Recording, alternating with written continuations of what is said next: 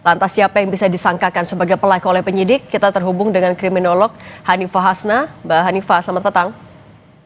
Selamat petang, Mbak. Mbak Hanifah, ketika di rumah ketika kejadian tidak ada ART, korban disebut hanya berada dengan kakaknya saja. Bagaimana polisi akan bisa mengerucutkan siapa terduga pelakunya? Oke, baik. Ini menarik sekali ya, Mbak ya, karena kejadian di rumah yang mewah dan tidak ada penunggu gitu ya. Jadi TKP yang berubah rumah mewah dengan penjagaan minim dan akses yang terbatas itu justru memberikan petunjuk penting secara kriminologis. Karena dalam crime science analysis, kondisi seperti ini menyempitkan lingkar pelaku.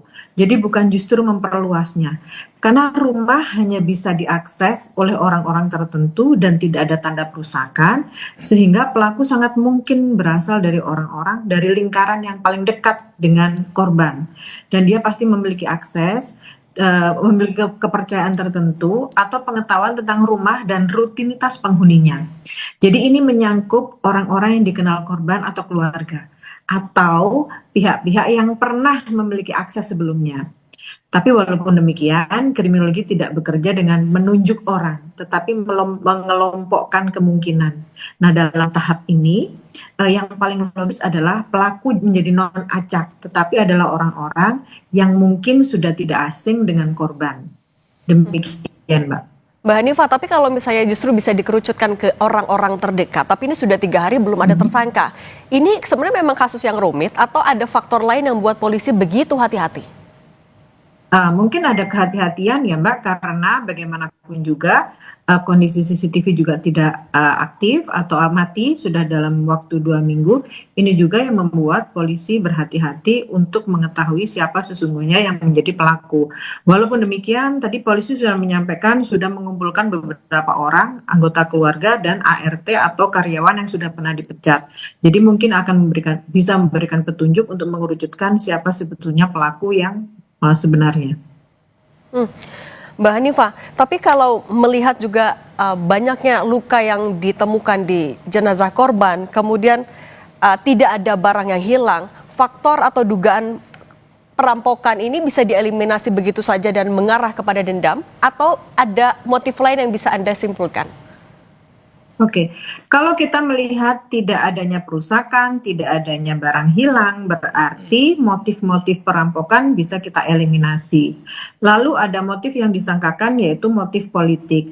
Jarang sekali kejadian seperti ini yang terkait dengan politik, itu yang disasar adalah anak kecil, karena anak kecil itu tidak ada hubungannya sama sekali. Tapi bisa jadi kalau ini diarahkan ke politik, bukan hanya satu faktor, tapi ada faktor lain, yaitu faktor-faktor terkait dengan emosional atau dendam pribadi, seperti yang Mbak tadi sampaikan.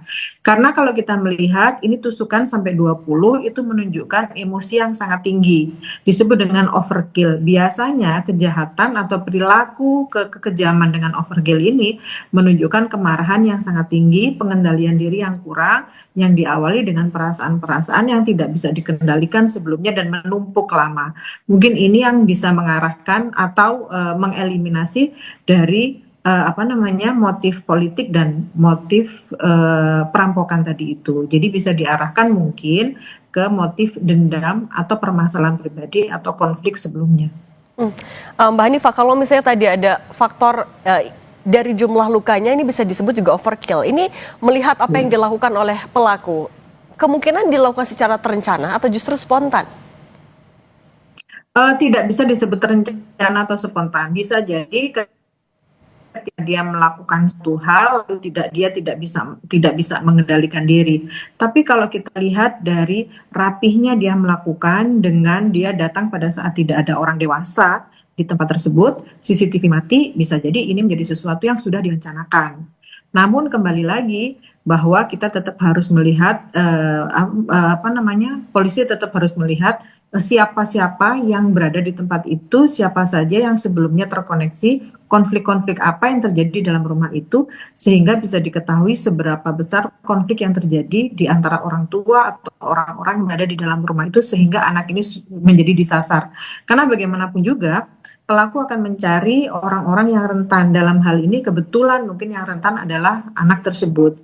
Dan mungkin ada satu lagi, biasanya kalau menyasar anak atau seseorang yang disayangi, berarti harapannya adalah menyakiti dengan sesakit-sakitnya. Karena korban yang sesungguhnya, korban primer itu akan merasakan sakit hati yang mendalam atau kesedihan yang mendalam karena bagian dari hidupnya yang paling disayangi itu tersakiti. Jadi mungkin anak ini bukan korban utama, tapi korban sekunder. Nah, Mbak Hanifah, kalau tadi tujuannya adalah untuk menyakiti sesakit-sakitnya karena korbannya adalah anaknya. Ini berarti bisa semakin dikerucutkan lagi bahwa orangnya adalah orang-orang yang begitu familiar dengan kondisi rumah, artinya memang orang dalam situ, atau ada faktor lain bisa dikaitkan juga dengan orang-orang yang dekat secara personal dengan keluarga. Iya, kalau kita kerucutkan lagi berarti kalau overkill tadi terus ditambah dengan yang dilukai adalah anak kecil atau anak yang pribadi yang rentan, bisa jadi faktor-faktor yang membuat seseorang melakukan kejahatan itu ada sakit hati yang sangat-sangat tinggi, ada konflik yang tidak terselesaikan dengan salah satu anggota keluarga di dalam rumah itu. Kalau gitu kan sejauh ini sudah ada 8 orang yang diperiksa. Siapa lagi yang tidak boleh luput dari pemeriksaan polisi, Mbak Hanifah? Semuanya sih Mbak ya, termasuk orang-orang terdekat dan yang paling penting adalah orang yang pernah punya akses ke dalam rumah itu dan mempunyai hubungan-hubungan tertentu, hubungan dekat dengan keluarga tersebut. Jadi ini yang harus diselidiki, baik orang-orang yang pernah bekerja maupun teman-teman, rekan-rekan yang punya hubungan khusus dengan keluarga tersebut. Dan terutama yang punya akses bisa masuk ke rumah itu dengan cara yang mudah. Karena bagaimanapun juga ketika dia masuk berarti kan dia sudah mengetahui bagaimana kelemahan, bagaimana kondisi rumah itu, kapan sepinya, kapan anak ini ditinggalkan oleh ART, berarti kan orang-orang sudah sangat dekat dan mungkin dikenal oleh korban itu sendiri. Oke, Mbak Hanifah Hasna, kriminolog Universitas Indonesia, terima kasih. Kita tentu doakan keadilan segera terungkap. Terima kasih Mbak Hanifah. Terima kasih, selamat petang.